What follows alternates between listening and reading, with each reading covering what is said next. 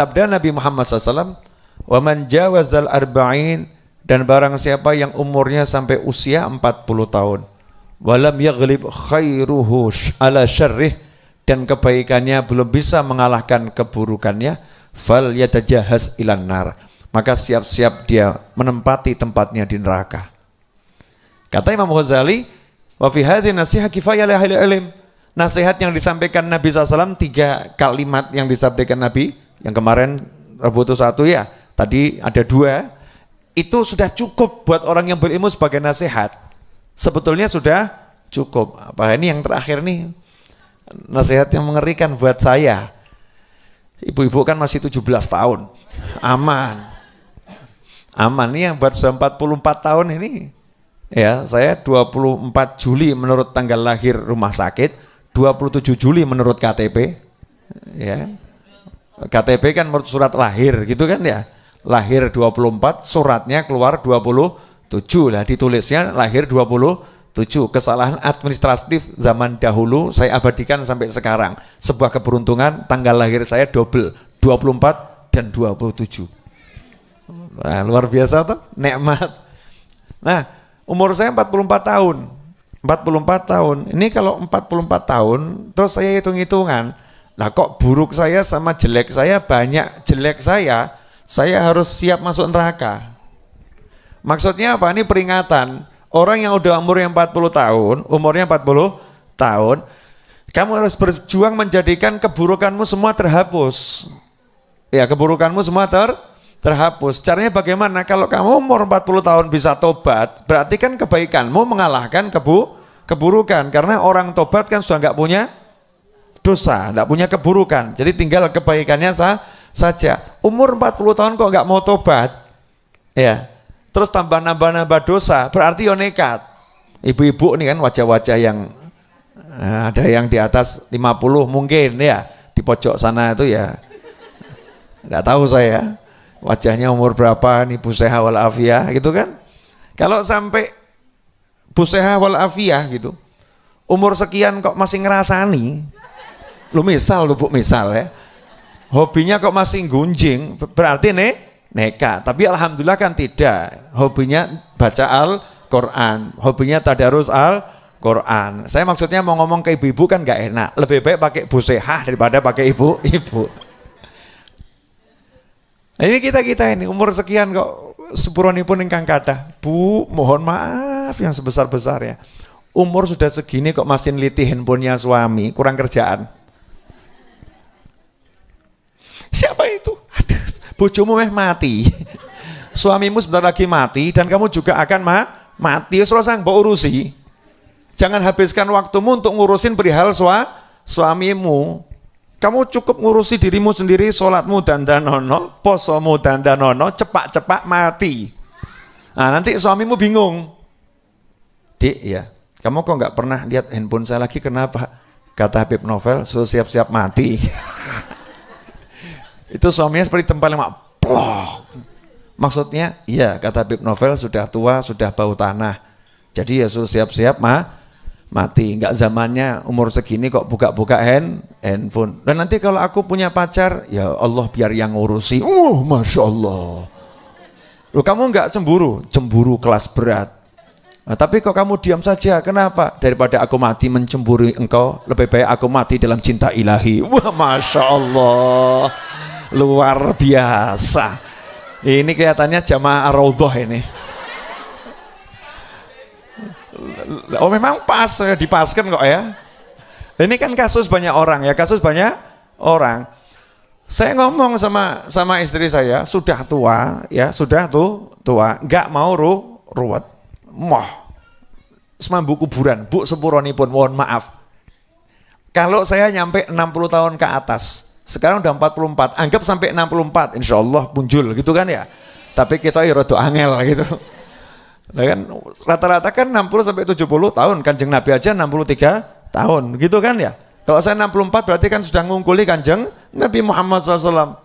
Anggap 64 tahun, anggap tinggal berapa tahun? 20 tahun. Berarti sudah 44 tahun hidup saya lewat, tinggal 20 tahun.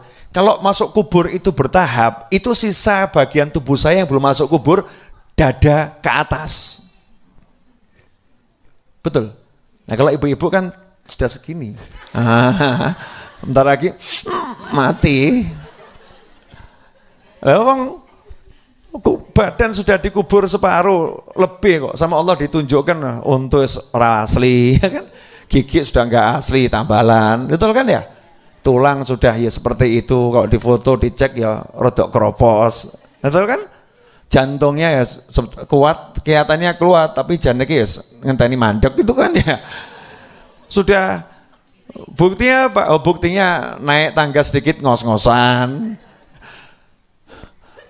Ngos-ngosan, udah dikasih contoh ini tubuhnya udah masuk kubur, kok nggak sadar, maksudnya gitu loh. Kalau umur muda segitu kamu nggak sadar, ya siap-siap masuk neraka. Kalau kamu pengen nggak masuk neraka, ya kamu harus sadar, harus. Alhamdulillah kalau kita udah sholat, kasihan yang belum sholat. Ya kasihan yang belum sholat, kasihan yang belum kenal sholat, kasihan yang belum kenal Islam. Ya kasihan yang belum kenal Allah Subhanahu wa ta'ala. Kita alhamdulillah fi ni'mah, kita sholat, kita puasa, kita cari ilmu, dengan segala kekurangan kita syukuri, alhamdulillah fil khair, alhamdulillah dalam kebaikan. Tapi ya tetap harus sadar tuh ya Bu ya. Jadi mulai nanti Bu, jangan ribut lagi sama suaminya, kasus model apapun. Bu ya, kamu kok wajahmu nyantai aja, kenapa? Padahal aku nih kelihatannya tingkahku lebih ngeri dari kemarin. Ya saya dandani ya tetap begitu, saya diamkan ya begitu, daripada saya stres dandani kamu, lebih baik saya menatap akhirat, tak nikmati uripku ya, umurku wis tinggal titik, tak guyon be anakku. Kalau kamu bisa tak ajak guyon, nggak bisa diajak guyon, saya doakan saya ketemu orang yang bisa nganti ngajak kamu guyon, ya, yang soleh, kemudian bisa bimbing kamu ke jalan Allah Subhanahu wa ta'ala, dan saya biar dihibur oleh Allah Subhanahu wa ta'ala. Udah amin. Bingung suaminya, perubahan yang luar biasa ya, nanti akhirnya apa? Itu akan membuat suami berubah, tadinya keluyuran jadi betah di rumah. Kenapa? Bojoku saiki orang ngamuan ya, nyaman aku dengan istriku, walaupun istriku nggak menyenangkan tapi aku nyaman. Ibaratnya apa? Kursi yang ku duduki itu empuk enak, nggak nyucuk-nyucuk. Nah kalau nyucuk-nyucuk saya pindah, lah empuk enak kok ya, walaupun tidak semewah kursi orang lain. Awalnya begitu, lama-lama berubah, dari kursi ganti ngomongnya, wah sekarang saya di rumah punya selimut, masya Allah, ganti ya, dari kursi jadi selimut. Terakhir ngomongnya apa? Aku punya istri, masya Allah, lagi sadar, baru sadar, alhamdulillah sadar gitu kan, sebelum mati sadar. Lah ini loh, umur 40 tahun itu ukuran. Makanya kalau ada anak muda yang hobinya itu ke masjid, ke majelis, kata Nabi SAW, isyhadu, saksikan dia mukmin. Ya punya kurang wajar, wajar, tapi kesenangannya baik kok, baik. Lah saya heran sama orang tua, anaknya pergi pengajian, justru komentarnya, kowe arep golek apa? Kamu mau cari apa? Nanti kamu besar mau jadi apa? Lu anaknya pergi ke masjid, tambah dibilang mau cari apa? Aneh nih, kadang orang tua seperti itu. Jelas ibu-ibu? Apa yang jelas? Mati, Bib. Asik ya? Asik. Ini nasihatnya Kanjeng Nabi SAW kok. Umur 40 tahun. Makanya dulu ulama Hadramut, baik yang keturunan Nabi SAW maupun yang bukan keturunan Nabi SAW, masyarakat Hadramut, tempat negeri asalnya Wali Songo, itu kalau umurnya 40 tahun, ya, itu melipat tempat tidur gelar sejadah. Melipat tempat tidur gelar sejadah, istilahnya begitu. Kasure digulung, sejadah digelar. Umur 40 tahun. Ngapain? Malam nggak tidur lagi. Ya, malamnya ibadah. Nah, ini kita-kita ini umur 40 tahun, sejadah dilipat, kasur digelar. Padahal sudah diingatkan mesti ya ini udah hampir penyakit kebanyakan manusia usia lanjut. Jika nanti Anda masuk usia lanjut akan mengalami yang seperti ini. Satu, kena hawa dingin sering mondar-mandir ke toilet. Ya kan? Alias beseren. Walaupun nggak beser tapi beseren. Betul kan? Dikit-dikit ngelilir, susah tidur. Itu rahmatnya Allah Ta'ala. Dibuat apa? Dibuat seperti itu biar tidak nyaman tidur, biar bangun, biar ibadah. Cuman kita ndablek wis melek, pipis, bobok lagi. Dongowe tidak. Doa saja tidak. Nah itu manusia. Di setel sama Allah Ta'ala umur 40 tahun ke atas itu lebih mudah untuk melek. Lebih kuat untuk melek. Buktikan. Orang-orang yang umurnya semakin tua itu semakin kuat melek. Dan tidur sedikit cukup. Suruh tidur lama, capek. Wong mbok kon turu terus. Ya kan? Tidur lama capek itu.